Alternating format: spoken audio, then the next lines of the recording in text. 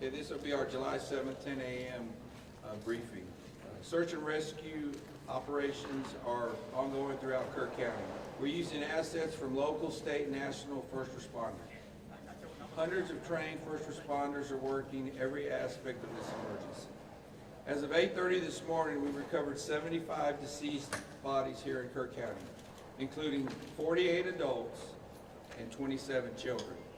Of this 48 adults and 27 children, 15 adults and 9 children are pending identification. At present, there are 10 campers from Camp Mystic unaccounted for and 1 counselor. We continue to offer our condolences to those affected. Reuniting the families remain our top priority here on this operation. Please note that Highway 39 of an Old Ingram Loop remains closed to the public. Other than those who live in that area would not be allowed out there. I will now turn it over to City Manager Dalton Rice. Good morning, Dalton Rice, the City Manager for the City of Kerrville.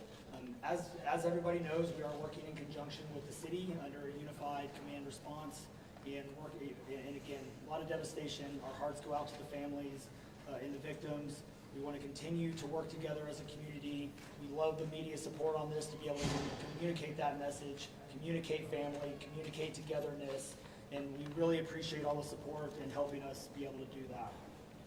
Search and rescue as the sheriff said, search and rescue operations will continue today from Hunt in North Kerr County all the way to Canyon Lake in Comal County. Now, we're only focused on the Kerr County side, but we wanted to talk about that because a linear from Hunt all the way to Comal County in a straight line distance is over 100 kilometers. This is a massive field that is happening, and again, this is unprecedented flood events. So we are still currently in the primary search phase, which is the rapid one. They are running it, we have different segments that are gridded out. Each one of those segments are taking anywhere between an hour to 3 hours, up to 2 kilometers for each segment.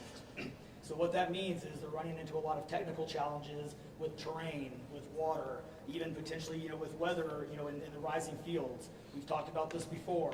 Volunteers stay out of the way because if we start getting weather reports and all the other complications that are out there, we then have to pull off of those search and rescue missions to be able to communicate to those volunteers to get off, to make sure that they don't become victims themselves. Those operations involve 19 different local and state agencies, in addition to conducting primary and secondary searches. They will be conducting welfare checks on areas in North Kerr County impacted by power outages. And when we say search and rescue operations, that is boat, walking, on the ground, dogs, drones. Again, keep personal drones out of the air. Helicopters. We do have other assets that are continuing to search as well. As of present, KPUB, which is the Kerrville Public Utility Board, is reporting continued power outages between Hunt and Ingram along the South Fork of the Guadalupe River in Hunt. In the South Fork area, there are approximately 40 down power lines and significant infrastructure damage. KPUB has brought in additional utility personnel to help with restoration, but it's not possible at this time when the power is going to be restored. There are some substations along with those power lines that we are still trying to get access to just from debris buildup or them being completely wiped out. So we do not have an estimated time on when those are going to be fixed. We continue to have substantial number of requests for volunteers, as I said before, and donation opportunities. We are asking those who want to volunteer to contact the Salvation Army in Kerrville by phone at 830-465-4797 or in person at 855 Hayes Street in Kerrville. Monetary donations can be made on the Community Foundation of the Texas Hill Country's website at www.communityfoundation.net. They have a Kerr County Relief Fund set up on that site. And I will now turn it over to the Mayor, Joe Herring. Thank you for being here. I need to tell my community and those families who are waiting, this will be a rough week. Primary search continues, and we remain hopeful every foot, every mile, every bend of the river. Our work continues. You need to know that we have been blessed with help from the community, from the state, and the nation. We have trained experts who are helping in this effort. If you want to volunteer, it is important that you contact Kerrville Salvation Army and register. Dalton gave that number, but I'm going to give it again. 830-465-4797. We need focused and coordinated volunteers, not random people just showing up and doing what they do. We need to work together. As Dalton said, donations have been flowing in from around the world to the Community Foundation. Again, that website is communityfoundation.net. Please follow the City of Kerrville's Facebook page for updates. They're accurate. We take a lot of time to make sure we send out information that will be helpful, not only to residents, but to those who are visiting. I've said this 100 times, and I will say it again. We need your prayers. We need your prayers. Thank you. And now, Senator Ted Cruz.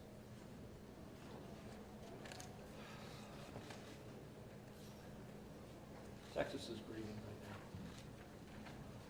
The pain, the shock of what has transpired these last few days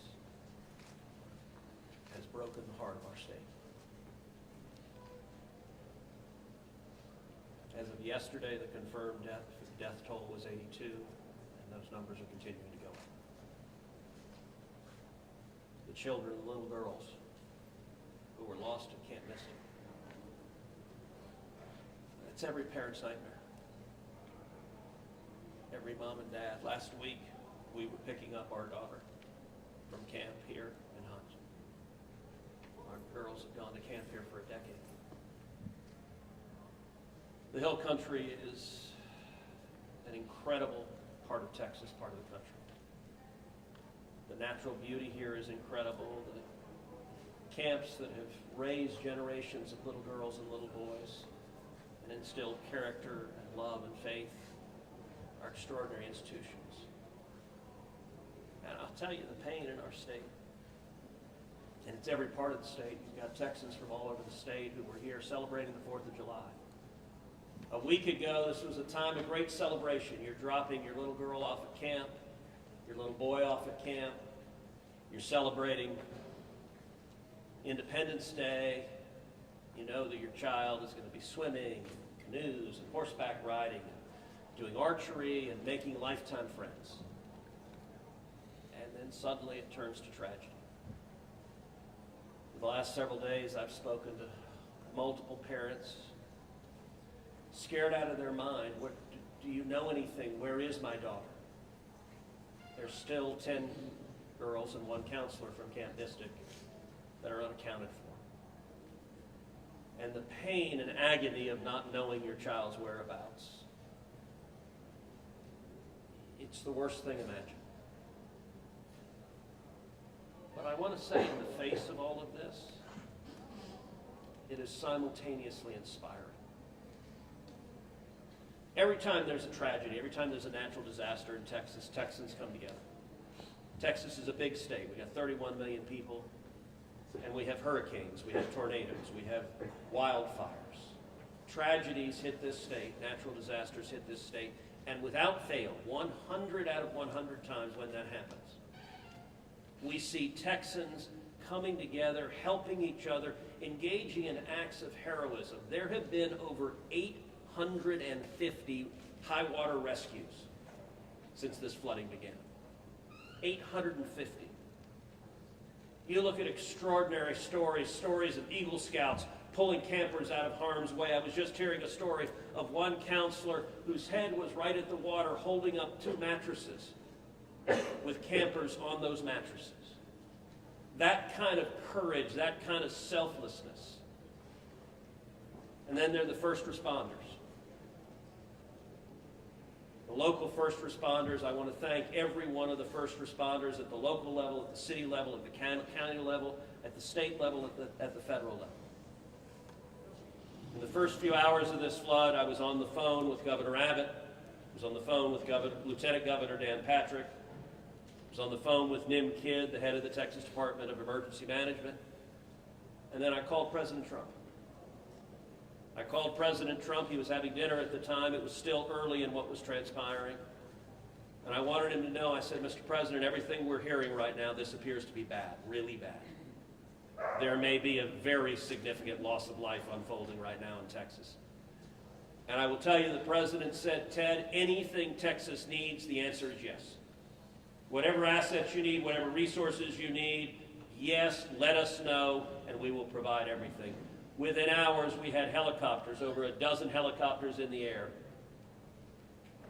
National Guard, DPS, game wardens, Coast Guard, doing search and rescue, reaching down. We've all seen the videos of little girls being pulled up, hoisted out of harm's way. Incredible courage and heroism. Search and rescue is the first stage. But the process of coming together and rebuilding is going to take longer. And I will say to all the grieving families, to all of those who've gotten the worst news imaginable, that your little girl, she's gone. I will say for many of us, those are friends and neighbors who've lost children. Got multiple kids who go to school with my girls.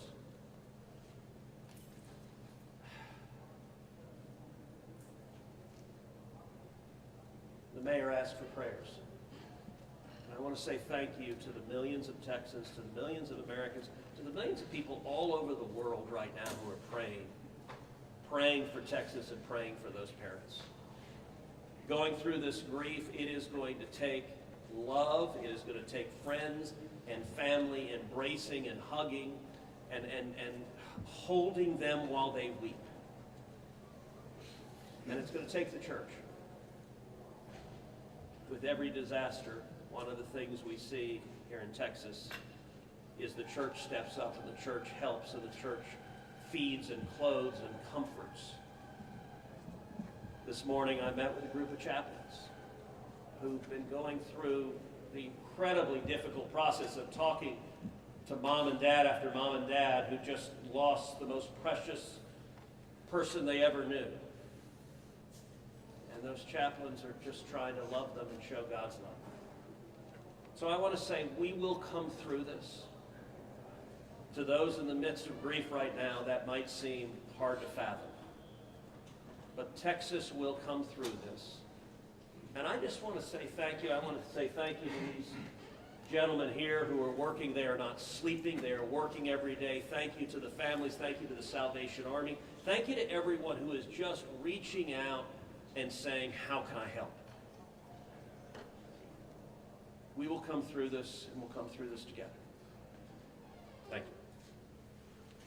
you. And now we'll take questions. Senator, you talked about how you know kids here, how you've taken your own kids to camp. Was it ever communicated to you that there was a need, that it was a priority to have a warning system so people had a chance to escape something like this? Well, listen, I think anytime you're dealing with major rivers, there's a risk of flooding, and there's always been a risk of flooding, particularly on the Guadalupe River. I will say, in the wake of every tragedy, there are things that are predictable. One of the things that's predictable is that you see some people engaging in, I think, partisan games and trying to blame their political opponents for a natural disaster. And you see that with the hurricane, with the tornado, with the wildfire, with this flooding, where people immediately say, well, the hurricane is Donald Trump's fault. You know, look, I think most normal Americans know that's ridiculous, and I think this is not a time for partisan finger pointing and attacks. Now, after we come through search and rescue, after we come through the process of rebuilding, there will naturally be a period of retrospection where you look back and say, okay, what exactly transpired? What was the timeline? And what could have been done differently to prevent this loss of life? And that's a natural process. I think it should not happen in a bitter and partisan sense, but it should happen in a reasonable sense of saying, what lessons can we learn? And I will give an example. You know, Houston's my hometown. If you live on the Gulf Coast, we get hurricanes. That's part of living on the Gulf Coast as hurricanes hit. And I do think Texas as a whole has learned over time how to deal more effectively with hurricanes. And so you look here, we know the National Weather Service put out an emergency warning just after 1 a.m. and a second emergency warning just after 4 a.m. Now, obviously, most people at 1 a.m. and 4 a.m. are asleep. And so I think we will have a reasonable conversation about, A, are there any ways to have earlier detection? And some of that, the limits of a flash flood, they're very difficult because they can arise so quickly. But everyone would agree in hindsight, if we could go back and do it again, we would evacuate particularly those in the most vulnerable areas, the young children in the cabins closest to the water. We would remove them and get them to higher ground if we could go back and do it again. Obviously, everyone would. The people in RVs by the river's edge. We know in disasters like this, RVs and mobile homes are particularly susceptible, whether a flood or a hurricane or a tornado, they're particularly susceptible to that. And so my hope is, in time, we will learn some lessons to implement to next time, and there will be another flood, there will be another disaster.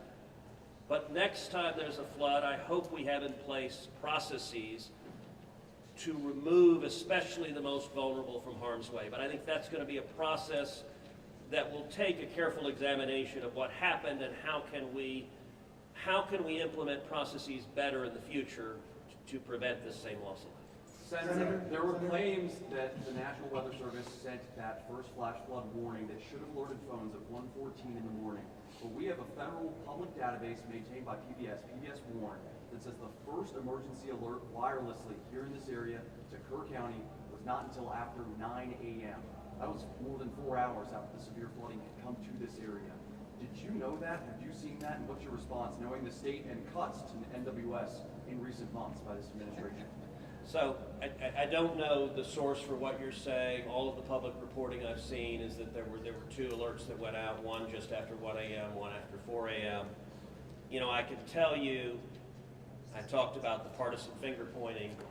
I think there have been some eager to point at the National Weather Service and say cuts there led to a lack of warning. I think that's contradicted by the facts. And if you look at the facts in particular, number one, that these warnings went out hours before the flood became a true emergency level. But number two, the National Weather Service here, New Braunfels is where they were headquartered. They had additional manpower. In fact, they had 3 additional people working that night, anticipating that it was going to be a very dangerous weather situation. I also think it's worth noting that the National Weather Service Union, which has been very critical of the DOGE cuts, has publicly said that they don't believe that the reduction in staffing had any impact whatsoever on their ability to warn of this event. And so, look, I think it is reasonable over time to engage in a retrospective and say at every level what could have been done better, because all of us would want to prevent this horrific loss of life. But I think just immediately trying to use it for either side to attack their political opponents, I think that's cynical and not the right approach, particularly at a time when we're dealing with a crisis and we're dealing with grief. But does this make you question whether there should be cuts at the National Weather Service and FEMA? I know you've been supportive of FEMA. Look, I am very supportive of FEMA. I'm very supportive of the National Weather Service. They both perform essential roles, and I think it is critical in every federal agency, particularly when you're dealing with public safety, that we make sure that critical roles are maintained. That's a longer and broader discussion, but as I said, everything from the public evidence indicates that was not a contributing factor to what Is occurred. it possible to get Dalton in just to talk about that and what the National Weather Service alerts? Because there were escalating forecasts throughout the day from the National Weather Service. What did the emergency managers of the county and other local officials do with that information? Starting at 1:15 and onward, where you had the dire river forecast at 6:30, were emergency managers doing anything to put any processes in place to warn people on the river? So overall, we were preparing for the July 4th, weekend. So we had National EMR on site. We were, basically stood up kind of an incident command post, if you will, to prepare for that event. So most everybody was kind of up, looking at weather. We looked at the weather before. When you looked at the National Weather Service, flood map, it spanned all the way from the west side of Texas, with Kerr County kind of being in that upper northeast corner of it. And so everybody, including the National Weather Service, was looking at where's the rain going to hit. We know it's somewhere in here, but with rain, especially when you're dealing with terrain, you got to figure out. Sometimes you don't know until it falls. So once it starts falling, then you got to figure out, okay, how's the watershed going to do this? How's the science going to work? And when you have that north and south fork that we had talked about before, it all converged into one. We do know that a lot of the camps were looking at this just as much as everybody was. With the rainfall percentages, even the National Weather Service had looked at, and don't quote me on the numbers, but it was anywhere between 1 to 7 inches. We got significantly over that. And again, when it goes into very congregated areas and how that watershed shifts into the rivers, that impacts things. And so the camps, obviously, we've heard stories where campers were getting up. They were up at 3:30 in the morning. They were trying to move to higher ground. And the other interesting part of the terrain, and we've talked to UGRA folks as well, this is the headwaters of the Guadalupe. This is the beginning. This is where everything forms when it comes into the North and South Fork. And so as those things develop, it develops very rapidly, very quickly, and this rose very quickly in a very short amount of time. And so those campers that were able to do that, it worked. There's been the other question, I'll just give this one out. Evacuations. Well, why don't we evacuate? Well, evacuation is a delicate balance, because if you evacuate too late, you then risk putting buses, or cars or vehicles or campers on roads into low water areas trying to get them out, which then can make it even more challenging, because these flash floods happen very quickly as well. And certainly we saw that in 1987, but was there any discussion about evacuation earlier when it wasn't too late? Was there any discussion about that among the officials? Repeat your question. Was there any discussion to evacuate or activate any emergency plans before it was too late, where it would be very dangerous like that? Well, so again, just like disasters in Texas everywhere, it's very tough to make those calls, because what we also don't want to do is cry wolf. We don't want to make sure that we activate it at the right time. It is very difficult, very challenging, especially with this. We're looking at 100 kilometers, right? That's a big straight line distance. That's not even along the river. These areas take a lot of time to get out to. So even when first responders were on the ground at 3:30 in the morning, and we had reports, we had first responders that were getting swept away, actually responding to the first areas of rainfall. That's how quick it happened. First responders who have experience, who are Swiftwater qualified, were driving to as soon as the rain started falling, were driving to these areas, and one of them got swept off the road. So what will take the One last question, everybody, one last question. Between 1 and 4 a.m. from local law enforcement to the camp, saying, I know you can't get buses in an hour, but was there anyone telling the camp between 1 and 4 a.m., you need to get the girls to higher ground, at the very least, even if they have to walk up there in the rain, as many of them actually ended up doing? Was there any communication from local law enforcement to anyone at that camp between 1 and 4 a.m.? That I don't know off the top of my head. What I do know, though, is there's 55,000 people in Kerr County. Kerr County is a massive, massive area. From here to those camps is 45 minutes on a good day. And so, obviously one of the big challenges that we have, even when you have cell service, a lot of those areas don't even have cell service. Radio communications towers, radio towers within the hill country, it becomes very challenging. So there's a lot of areas, especially when weather comes in, where cellular towers are down or you already have bad service. So there's a lot of factors that play and a lot of variables in there on communication that, again, I think as we work through this process, we know everybody has a lot of questions regarding what are the next steps and what's next. And I think all of these things, these are all great questions. And as we continue search and rescue and as we continue to move to the next step, we definitely want to dive in and look at all of those things, from cell service tower to radio communications, or emergency alerting. Any of those things, I think we all really need to take a look at and review. And we're looking forward to doing that once we can get this search and rescue and stuff. In regards to the total number of, before I say anything else, I just want to say thank you to you, all the first responders, everyone involved. We've been praying. Thank you. We've been praying. The media's been praying. Thank you guys for doing that. I've got two questions. One for you, trying to get an accurate count on number of missing. I know you can't. I know we don't know we don't know what we don't know. Yes. But do we know of rough idea on total estimates that are still missing overall throughout the county? And then one other follow-up, this may be for Senator Cruz. A lot of speculations being made about this being somehow man involved with the weather modification, with some of the rainmaker technology, working with farmland. Do you think any of that, is there going to be any investigations into that, or can you communicate anything on that? Let me answer your first question. I'll definitely turn that second one over. So, on the first question, with missing persons, so obviously we have the knowns, the Camp Mystic kids, which is the numbers coming down as the sheriff has stated, and then we have the unknowns. But we don't know what we don't know. We actually have a 5 hotline line.